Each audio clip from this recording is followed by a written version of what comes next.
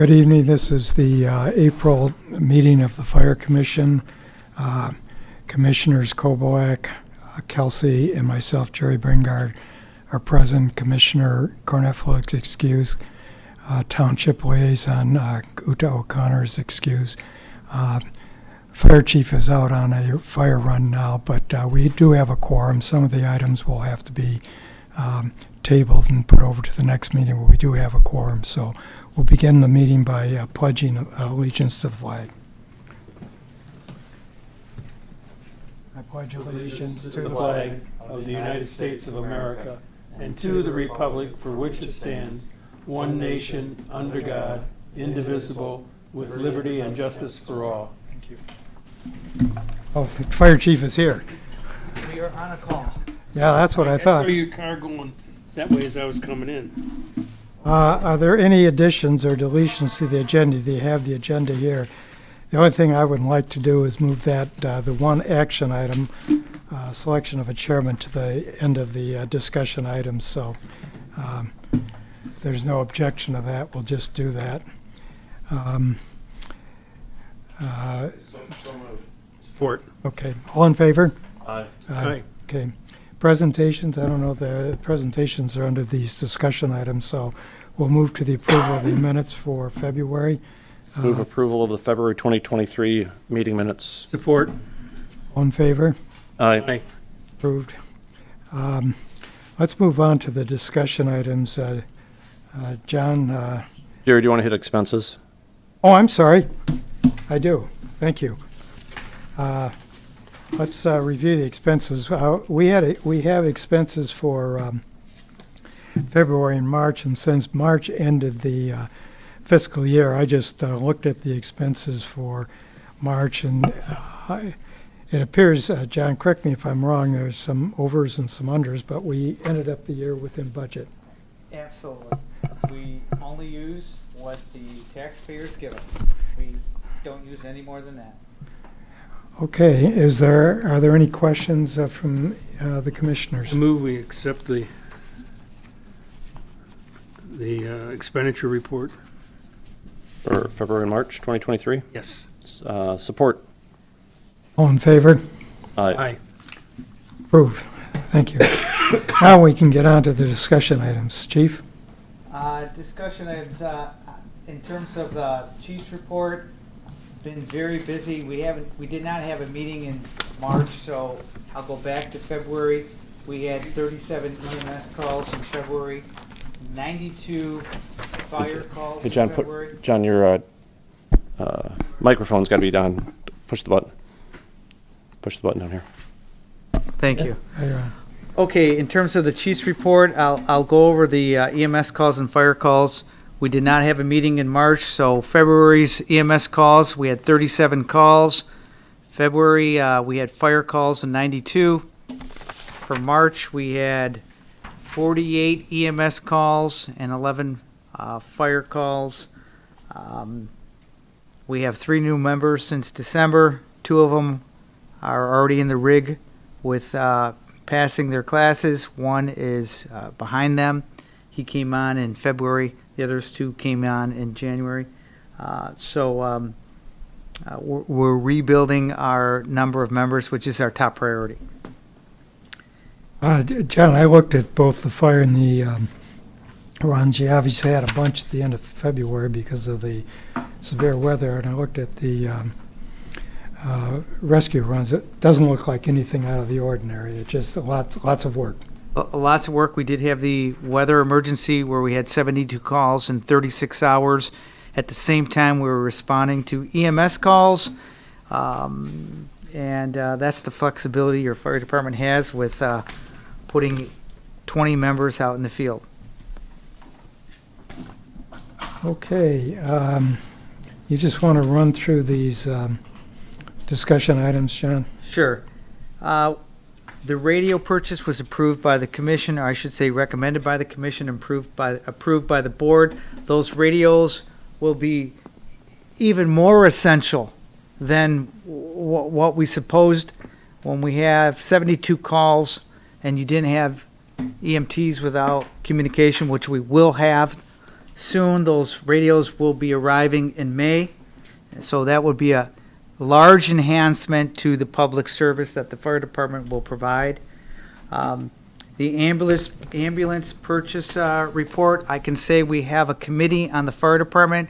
We have met with the manufacturer of the Braun ambulance, and we've also met with a rep from Trojan who's doing the lights on the ambulance. We all know that's a 2-year wait for an ambulance from spec date to arrival. We have a capital improvement plan in the fire department. Our ambulance is due to be replaced, and we're moving forward. We already had 3 meetings within the fire department on that.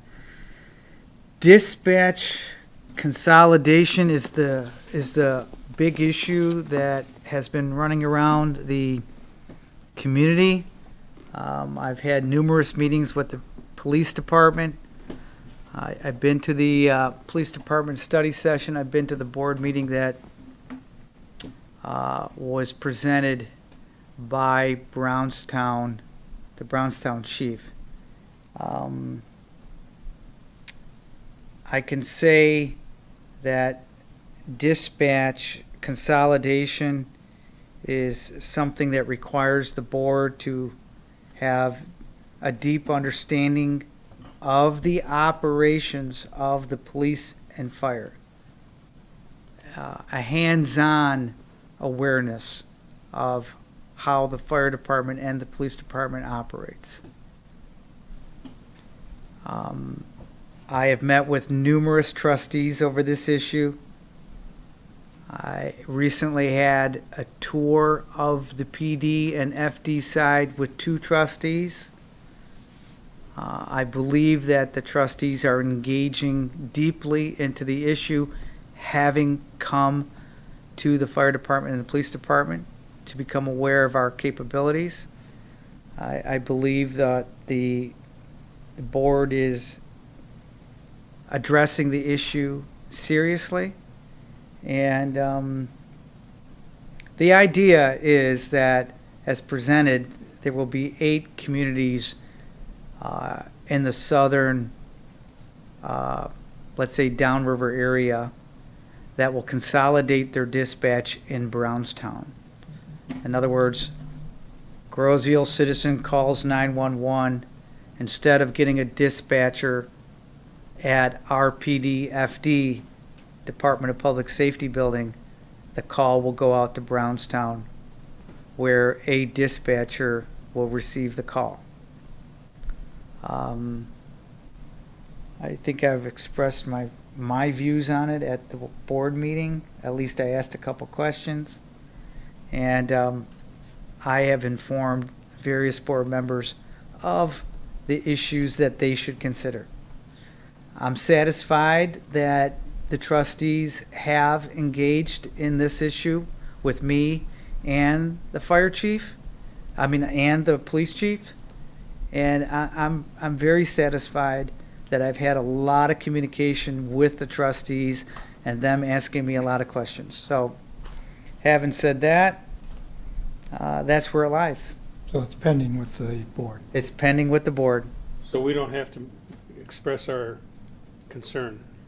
You can ask me all the questions you want, and I hope I have answers, but this is, a fire commission. The fire department has a large stake in this issue. Our dispatch is handled in a meshed fabric, and by what I mean by that is one dispatcher, sometimes 2, PD and FD use the same dispatcher, Dallas. So, and we do contribute, the fire department does contribute towards that budget. So, we have a big stake in being the commission. You have a intrinsic, let's say, vested purpose and reason in this issue, no doubt. What's the reason for wanting to move in this direction?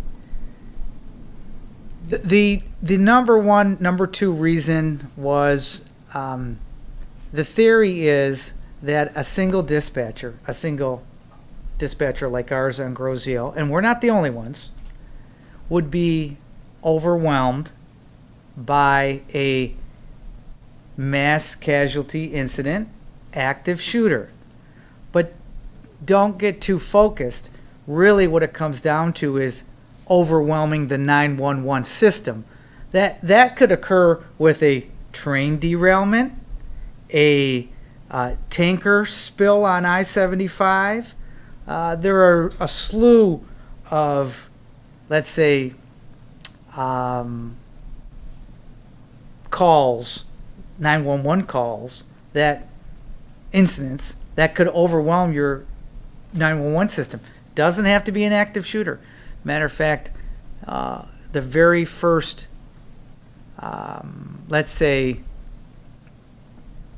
very first thing that the Brownstown chief said is, when there's an accident in front of Piper's, we get 30 calls.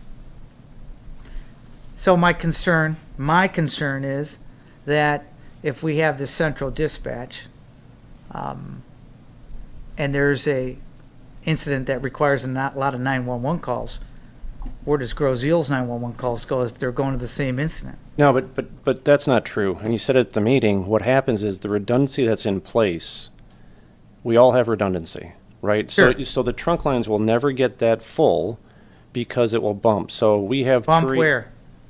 It could go to North Dispatch, Which is where? Wyandotte. Wyandotte hasn't used a pager system in decades, so how are they going to page us out? Again, there's redundancy throughout the entire system. That's the place right now. So if you go to Wyandotte right now, there's never been a time where they haven't been able to handle their 911 calls. So again, I don't want anybody in the public to think that if it would go to central dispatch, somehow their 911 calls aren't going to be answered.